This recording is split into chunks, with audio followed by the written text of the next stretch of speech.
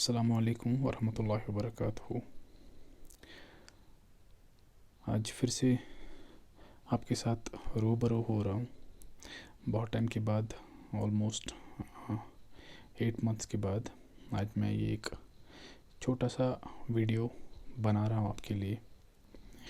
जो मेरी ख़ास अज़ीज़ दोस्त है, इनकी चैनल पे आपने एक वीडियो मेरा देखा था, तब मैंने आपके साथ सिलेबस डिस्कशन किया था फाइनेंस अकाउंट्स असिस्टेंट की जो पोस्ट्स हैं उनके लिए। आई होप कि आप सब ने अपनी प्रिपरेशन जी जान लगा के आपने अपनी प्रिपरेशन कंप्लीट की होगी। अब जैसा कि JKSSB ने आपका एग्ज़ामिनेशन जो शेड्यूल किया हुआ है वो 30 जनवरी को है, जहाँ तक मुझे याद है। तो अभी आपके पास रफली 20 to 24-25 डेज़ आपके पास बचे हैं। आप ऐसा मान के चलिए कि आपके पास 20 डेज़ है। तो इन 20 डेज़ में अपना टाइम यूटिलाइज़ कैसे करना है, इस पे मैं कुछ टिप्स आपको दूंगा। मे बी ये आपके लिए यूज़फुल रहे, ये टिप्स किसी की हेल्प हो जाए इनसे। और मैं आपसे माफ़ी चाहता हूँ कि मैंने जो आपसे प्रोमिस किए थे कि मैं आपको फाइनेंस अकाउंट असिस्टेंट का मैथमेटिक्स पोर्शन आपको पढ़ाऊँगा। एक्चुअली पोस्टिंग होने के बाद इतना टाइम मुझे मिला नहीं कभी, मतलब बहुत ज़्यादा बिज़ी शेड्यूल है, बहुत ज़्यादा बिज़ी लाइफ चल रही है कि टाइम ही नहीं मिलता, अपने लिए भी टाइम नहीं मिलता। तो उसके लिए मैं माफ़ी चाहता हूँ। अब जो आपका ये एग्ज़ाम होने वाला है, इसके लिए मैं कुछ टिप्स आपको देना चाहूँगा, जो आप फॉलो करोगे तो आपको ज़रूर कुछ ना कुछ हेल्प हो जाएगी। ठीक है, तो इन टिप्स को मैंने लिख के एक अरेंजमेंट इनका बनाया हुआ है, मैं 1 बाय 1 इनको डिस्कस करूँगा।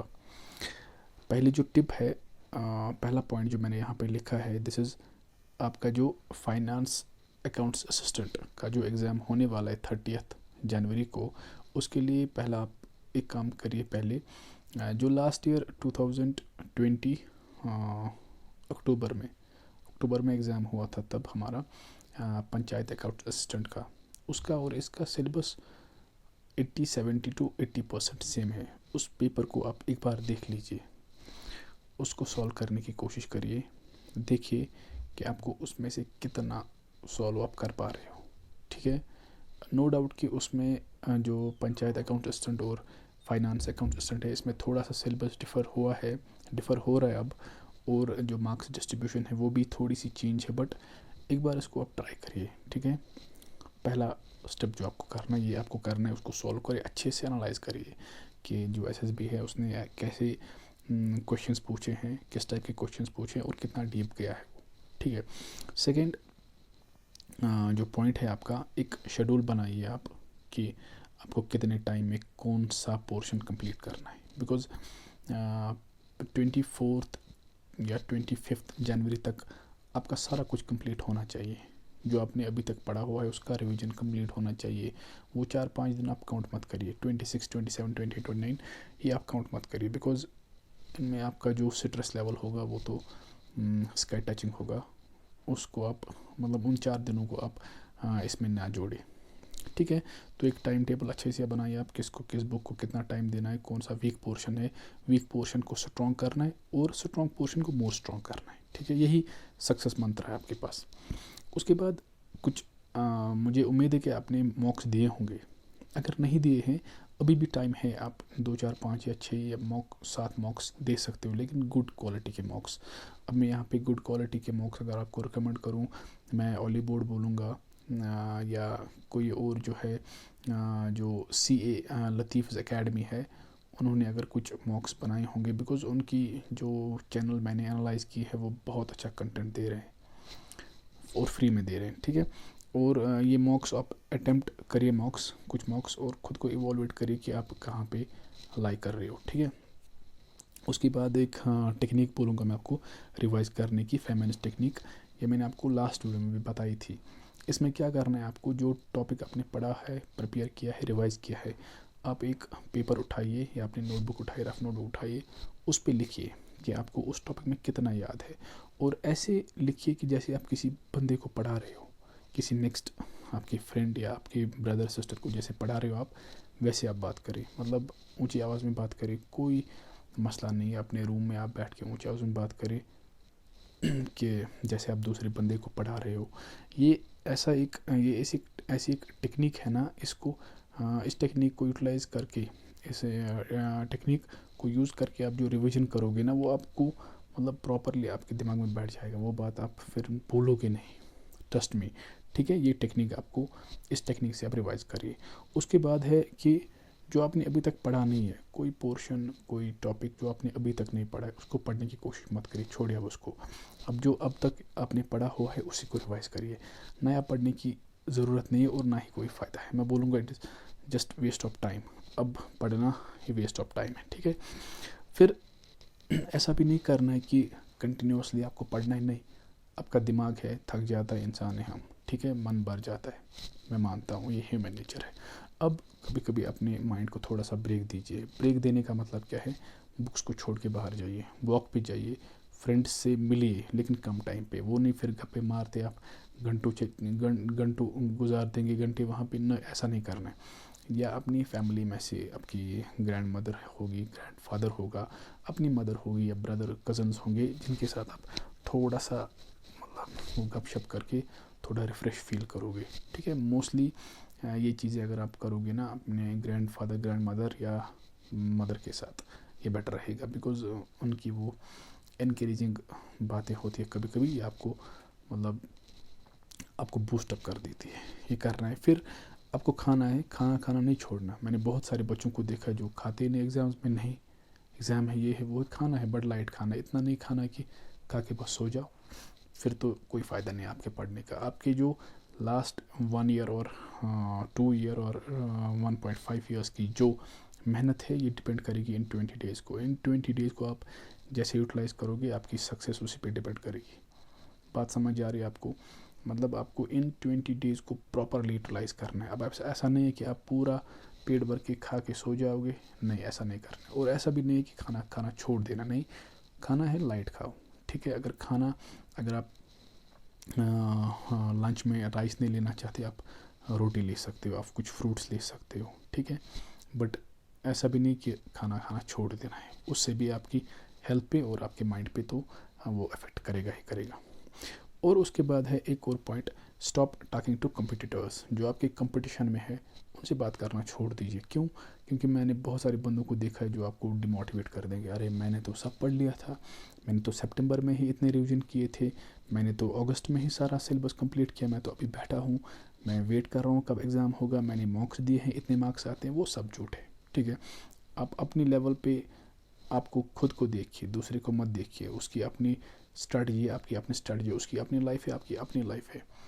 आप अपने गोल को देखिए, अपने एग्ज़ाम टाइम को देखिए, आप देखिए कि मेरे पास कितना टाइम है, उसको आप यूटिलाइज़ करिए। ठीक है, दूसरों के साथ ये डिस्कस करना, कितना सिलेबस किया, क्या किया, ये सब बंद कर दीजिए, बिकॉज इससे आपका कोई फ़ायदा नहीं होने वाला, बट आपका ये नुकसान ही होगा। ठीक है, उसके बाद जो इस साल बहुत सारे पेपर्स हुए, मुझे याद नहीं है उन एग्ज़ाम्स का नाम नहीं, बहुत सारे एग्ज़ाम एसएसबी ने लिए हैं, जिसमें जनरल नॉलेज था, जिसमें कंप्यूटर साइंस था, कंप्यूटर था, जिसमें आपका मैथमेटिक्स था, जिसमें आपका सपोज़ करते हम कोई और पोर्शन था जो इसके साथ रेलिवेंट है, अभी आपके सिलेबस में है वो पोर्शन।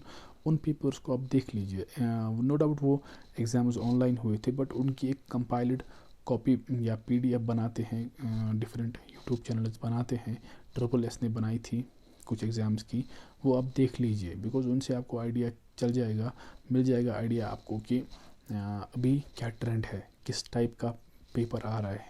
ठीक है, एसएसबी ने थोड़ा सा ट्रेंड चेंज किया है। अभी मैं देख रहा हूँ कि बहुत सारों से मैंने बात भी की है, अभी थोड़ा हाई लेवल पेपर आना स्टार्ट हो गया है। हमारा जो पंचायत अकाउंट असिस्टेंट का पेपर था वो मॉडरेट लेवल का था, उसमें कंप्यूटर जो था वो मतलब वो तो बहुत इजी था। अकाउंट्स उसमें अच्छी लेवल की आई थी, मैथमेटिक्स अच्छी लेवल का आया था, इकोनॉमिक्स अच्छी लेवल की आई थी। ठीक है, बाकी तो वो मतलब वो मॉडरेट पे मैं रखूँगा, लेकिन अभी स्टैंडर्ड थोड़ा हाई हो चुका है। जैसे आप JKPSC का भी देखते हो, अभी उन्होंने पेपर सेट करना थोड़ा हाई लेवल का शुरू किया है, ऐसे ही SSB ने थोड़ा किया है। इसलिए मैं आपको बोल रहा हूँ कि जो इस साल एग्ज़ाम्स हुए उनको देख के क्या करें आप, उनको देख के आप थोड़ा आइडिया आपको मिल जाएगा कि अब कैसे क्वेश्चंस पूछने लगा है जीके एसएसबी। ठीक है, उसके बाद एक और चीज़ है, आप जितना प्रिपेयर करोगे ना आपको लगेगा आप कुछ नहीं जानते, आपको कुछ नहीं पता। इसको बोलते हैं हम the more you know you know nothing. ठीक है, क्योंकि आपके पास बहुत सारी नॉलेज एक्चुअली आ चुकी होती है। अब नया कुछ पढ़ना चाह रहे हो ना, अब आपको वो गैदर अप नहीं हो रहा, आपको लग रहा है मुझे तो कुछ नहीं पता। ऐसा नहीं होता, आपको उतना ही पता जितना दूसरे बंदे को पता है। बस आपको अब यूटिलाइज करना है, उस नॉलेज को आपको यूज़ करना है अपने एग्ज़ाम्स में, अपने माइंड को काम करना है। बस आपका आराम से आप अपनी मंजिल तक पहुंच जाओगे, ये मेरा वादा है आपसे। अगर आप मतलब अच्छे सच्चे और पाक दिल से आप मेहनत करते आए हो ना पिछले साल से या पिछले 8 महीनों से, मैं आपको गारंटी देता हूँ कि आपको सक्सेस मिलनी है। अब अगर आप अपनी बुक्स के साथ लॉयल हो, वो आपके साथ लॉयल रहेंगी। ठीक है, आप अपने टाइम के साथ लॉयल हो, टाइम आपके साथ लॉयल रहेगा। ये तो फंडा है नेचर का। ठीक है, आप जितना किसी चीज़ की कदर करोगे, वो चीज़ आपको उतनी ही आपकी वो कदर करेगा। तो इन पॉइंट्स को आप ध्यान में रखिएगा, अपनी सेहत का ख्याल रखिए। ठीक है, कंपटीटर से बात मत करिए आपने कितना पढ़ा क्या नहीं पढ़ा। ये जो मैंने पॉइंट्स बोले हैं, इनको आप थोड़ा सा देखिए, इनसे आपको ज़रूर, मैं बोल रहा हूँ आपको ज़रूर 100% आपको कुछ ना कुछ हेल्प इनसे मिलेगी। ये रिवीजन करने का जो मैंने टेक्निक जो मैंने बोली, इसको अप्लाई करिए आप। इस साल जो पेपर्स हुए एसएसबी के, उनको देख लिया आप। पंचायत अकाउंटेंट्स का पेपर देख लिया, उसको देख लिया आप, और थोड़ी मॉक्स दीजिए, तो आपका काम बन जाएगा। इसके बाद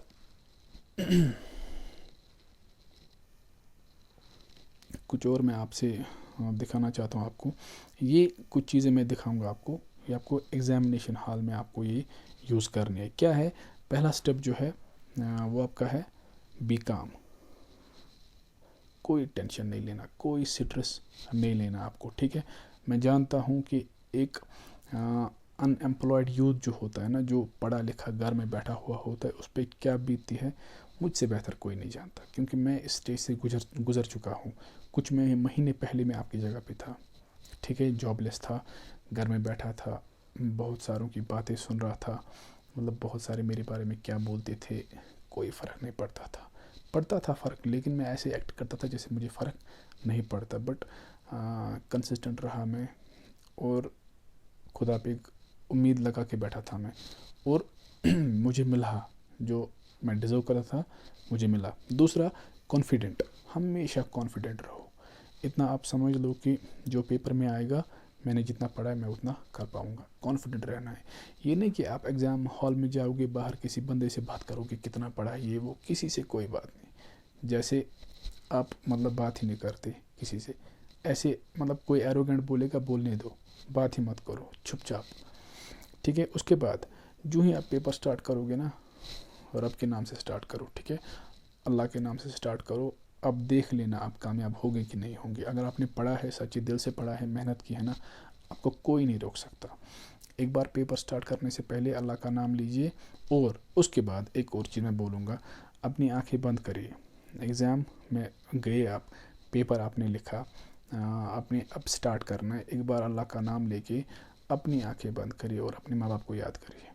उनकी शक्ल आप अपनी आंखों में देखेंगे, मतलब आंखें बंद करके उनकी शक्ल आपके सामने आएगी ना, माँ बाप की शक्ल आएगी ना, उनकी दुआएं आपके साथ है। और माँ बाप की दुआ ऐसी दुआ है ना जो सीधे रब के पास जाती है। ठीक है, और कबूल होके वापस आती है। सूनर और लेटर वो कबूल होगी ही होगी।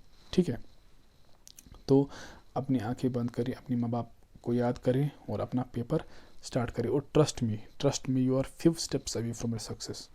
आपकी सक्सेस बहुत करीब है, आपसे करीब है, बहुत करीब है आपके। आपको बस कुछ और कदम चलना है। वो कदम आपके ये दिन डिसाइड करेंगे, जो ये दिन बचे हैं ना आपके, ये डिसाइड करेंगे कि आप कितने फेथफुल थे अपने पढ़ाई को लेके, और ये बुक्स आपके साथ वफ़ा करेंगी। आपने इनके साथ वफ़ा किया, आपने अपने टाइम के साथ वफ़ा किया है, वक्त आपके साथ वफ़ा करेगा। मैं आपको मतलब I wish you best of luck, best of luck, best of luck. Allah करे कि आप सब कामयाब हो, आपको अपनी मतलब मनचाही जो आपकी ख्वाहिशात हैं वो पूरी हो जाए। ठीक है ना। जो भी आप चाहते हो वो कबूल हो जाए, ठीक है। मैं अल्लाह से ये दुआ करूँगा कि आप सब कामयाब हो जाए। मिलते हैं, ज़रूर मिलेंगे हम किसी और वीडियो में। तब तक के लिए अपना ख्याल रखिए, अच्छे से रहिए, अपने माँ बाप का ख्याल करें, ठीक है। आप सब कुछ उनके लिए कर रहे हो, उनका सर ऊंचा करने के लिए आप ये कर रहे हो। आपकी उनकी दुआएं आपके साथ है, आपको कोई नहीं रोक सकता, कोई भी नहीं रोक सकता। मैं आपको गारंटी देता हूँ, आपको कोई नहीं रोक सकता अपनी मंजिल हासिल करने से। अब आप आराम से अपनी स्टडीज़ कीजिए, मैं आपके लिए दुआ करूँगा। आप मुझे अपनी दुआ में याद रखिए। अल्लाह हाफिज़।